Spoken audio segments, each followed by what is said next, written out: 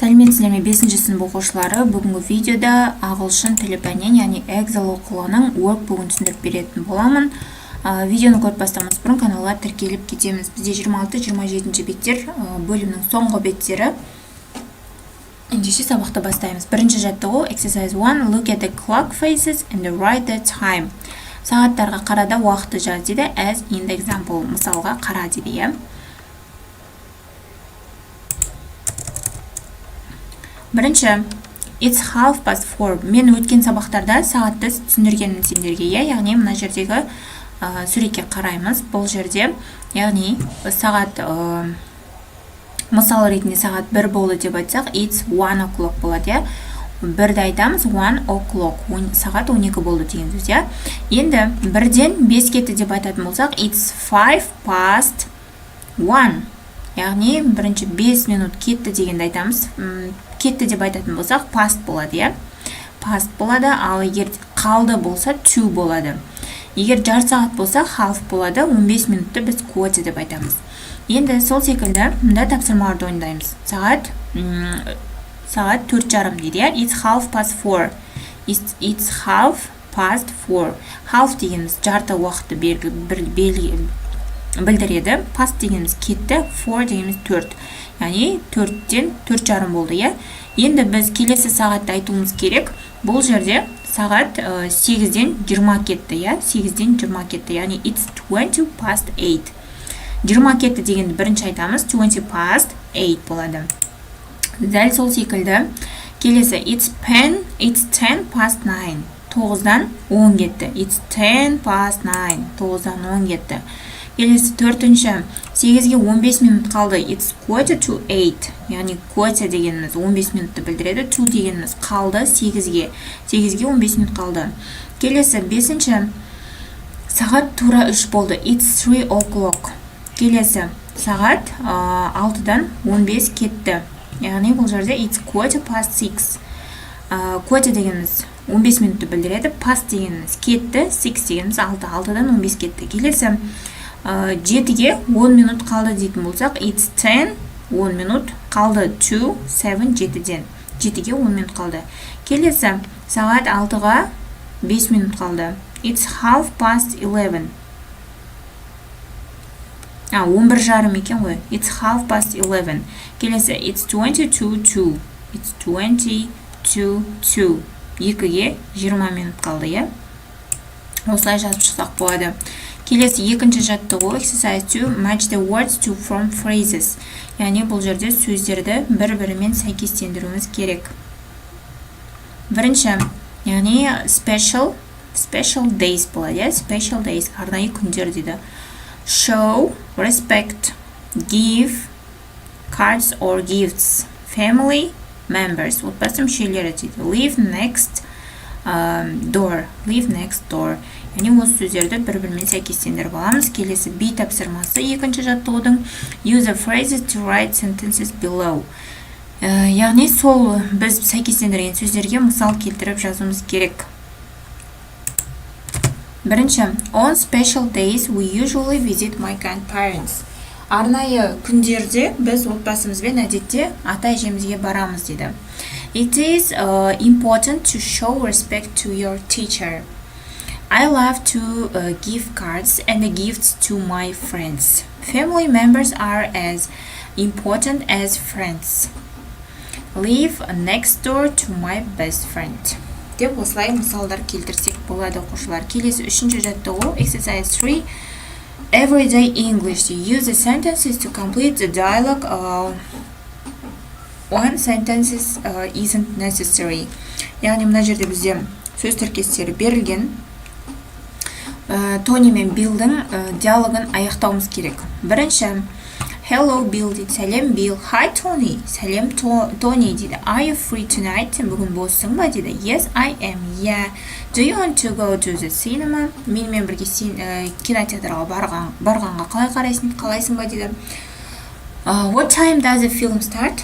Фильм қаншада басталады дейді. Келесі,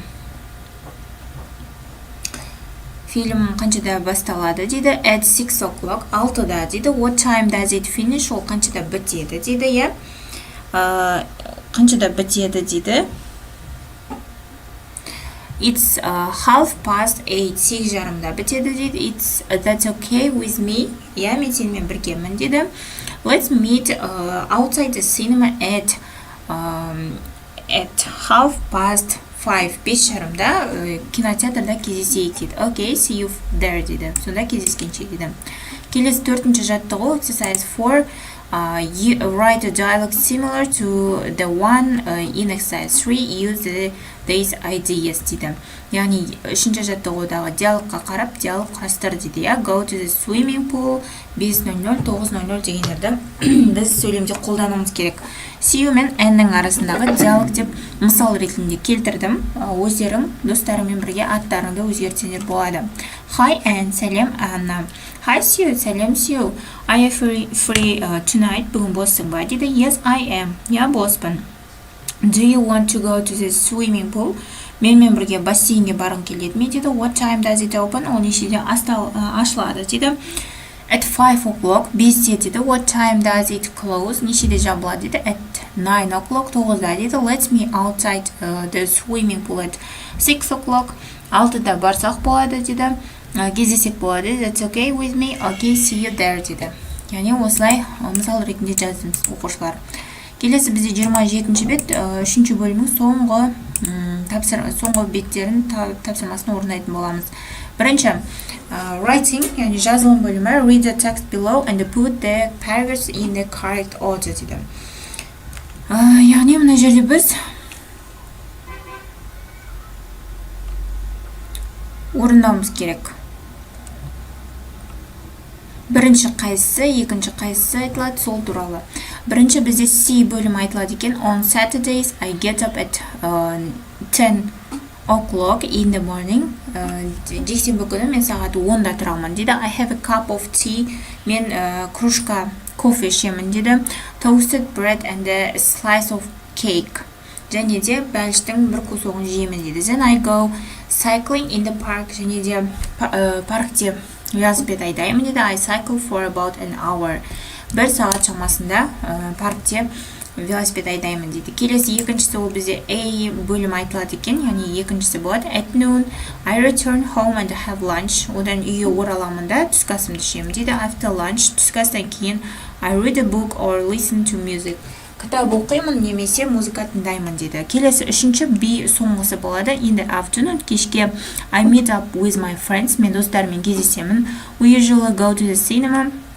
Біз әдетте кинотеатрға барамыз. Or немесе we stay at home and watch DVDs. Немесе үйде қалып DVD көреміз дейді. I have dinner at around 8:30.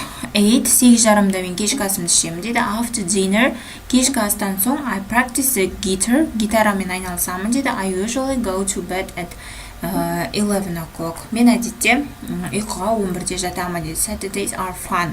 Жексенбі күні сондай көңілді дейді. Осылай сәйкестендіріп жазып аламыз оқушылар. Келесі бізде екінші жаттығу, exercise 2. Word order. Put the words in the correct order to make sentences. Яғни сөздердің орналасып кеткен сөйлем құрамыз керек. Бірінші сөз, бірінші сөйлем. I go to bed late. Мен бүгін ерте жатамын дейді. Does he live in London? Сен Лондонда тұрасың ба дейді.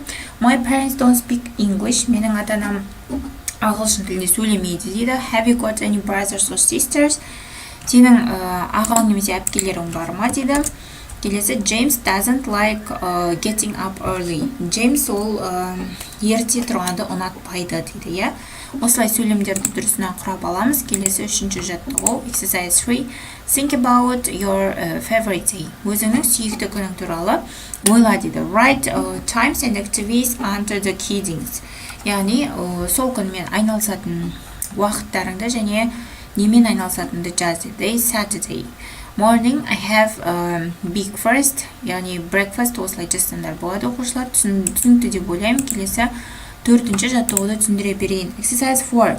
Use your notes in exercise 3 to complete the article below. Үшінші жаттығуда айтқан информацияларды қатыстырып мәтін құрастыр дейді. Ендеше мысал ретінде бір мәтін құрастырдым. On Saturdays, I get up at 11 o'clock. I have a big on Saturdays I get up 10 o'clock. Онда тұрамын дейді. I have big breakfast at 11 o'clock. Таңғы асымды ішемін 11-де дейді. Then I watch cartoons at 12 o'clock. Одан соң мен мультфильм көремін 12-де дейді. At half past 12, 12:30-да I have lunch. Түскі асымды ішемін дейді. After lunch, түскі астан соң go to the cinema. Кинотеатрға барамын дейді. In the afternoon, кешке дейді. I play video games. Мен ойын ойнаймын дейді. Видео ойындарын. I have dinner at 5 o'clock. Кешкі 5-те кешкі асымды ішемін дейді. After dinner, кешкі астан соң watch DVDs and talk on the phone. Одан соң мен DVD көремін немесе телефонда сөйлесемін достарыммен дейді. I go to bed at 11. 11-де төсегіме жатамын дейді. Saturdays are fun.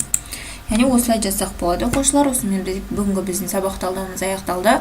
Келесі сабақта кездескенше сау болыңдар.